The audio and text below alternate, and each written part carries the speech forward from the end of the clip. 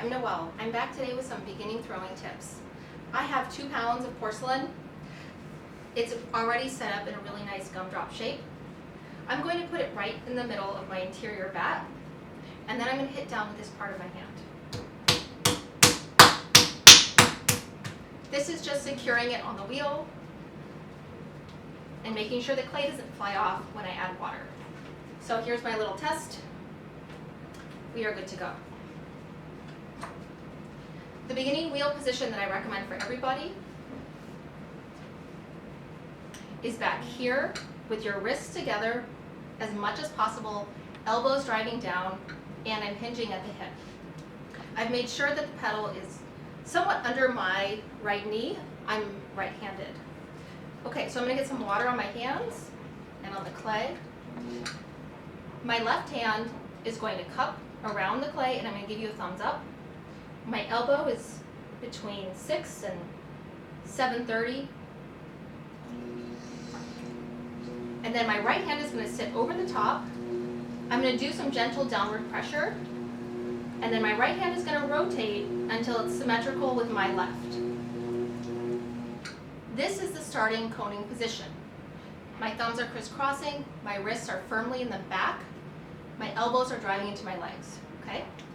I'm going to get a little bit more water. I want the clay to be nice and glossy. All right. I'm going to squeeze with the strong part of my hand, and I'm doing some nice counter pressure with my thumbs as I go up into my first cone. From here, I have to go back down.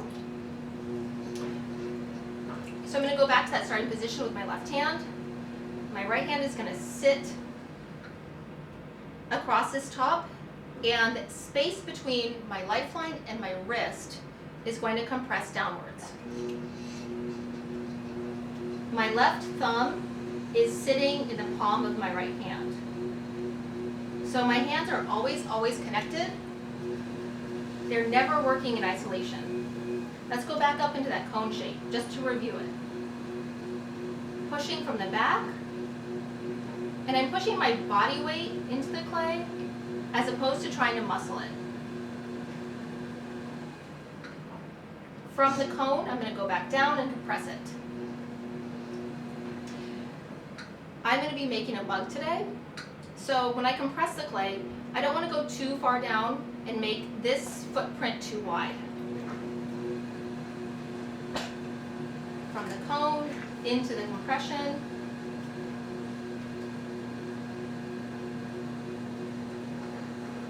Okay, now I'm going to feel is my clay on center.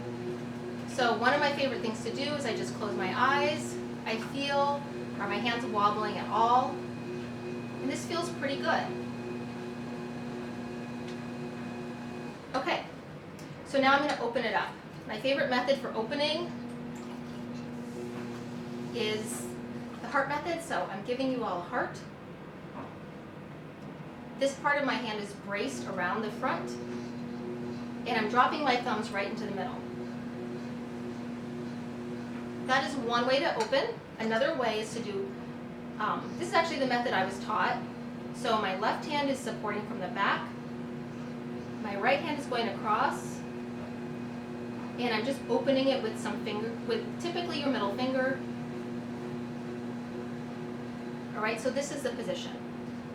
Let's go back to the heart.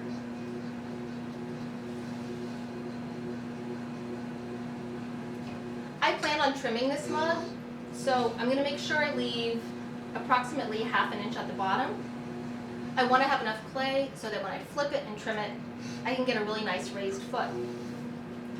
Okay, so now that it's open, I'm now going to pull it open towards my belly button, so towards 6 o'clock. I'm going to go back to this position.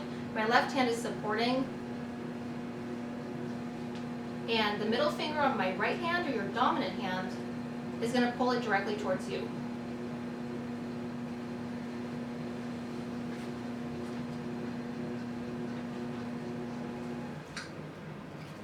All right.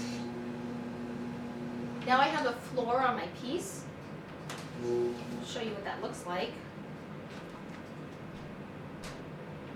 So if you look at the floor, My next step is to pinch this ring of clay, this donut, and bring it up. So my interior hand has to know where to start the pole. So if I have a really defined interior, it's much easier to pull that wall. Okay. I'm going to compress the floor of my mug. And now I'm going to squeeze the walls in just a little bit. I want my cylinder to be more of a conical cylinder than anything, because from that point I can do a lot of things. If it's a conical cylinder, I can straighten it up, I can belly it out. But if I immediately pull the cylinder out like this, there's not many options except to continue that direction. All right, so I'm pulling the wall. I'm right-handed, so my guideline is to be between 3 and 6 o'clock. My pointer finger, or my index finger on my right hand, is doing a scoop and a pinch at the bottom. And then the middle finger on my left hand is gently supporting that pole as it goes up.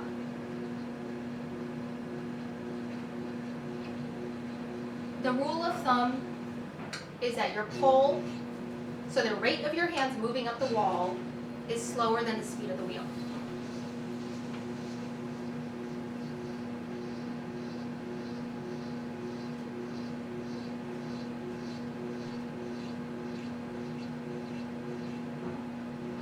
I'm using a little bit more pressure with my right hand, my outside hand on the pinch, than on the inside hand.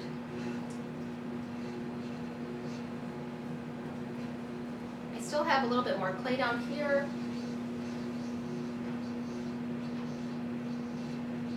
So you can see my throwing rings are really tiny, they're right next to each other. Pay attention to your throwing rings, those are really important.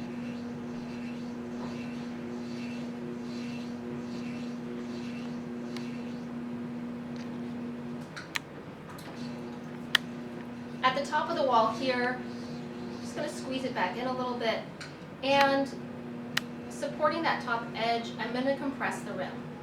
Okay?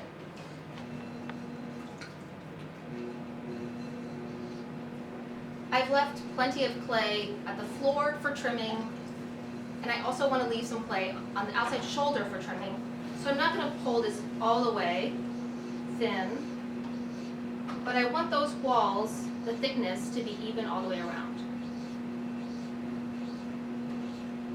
Notice that even if I can't drive my left elbow into my leg, it's being supported tight into my body. This is the part of the pole where you have to start thinking T-Rex arms. Okay. So now that we've reviewed just basic pulling a cylinder, I have some decisions to make. I'm going to clean it up a little bit with a rib. So I'm using a metal rib. You'll notice that it really cleans up those throwing lines evenly. And so for this pole, I'm not actually squeezing the clay. It's just more of a surface pull to clean up that slip and get a nice surface on my cylinder. I'm also going to pay attention to this top edge because I'm going to flip it for trimming. I want that to be nice and secure. I'm not going to wire off my piece because I'm actually going to trim the top edge and the bottom. And so that's reviewing a basic cylinder. Thank you for watching.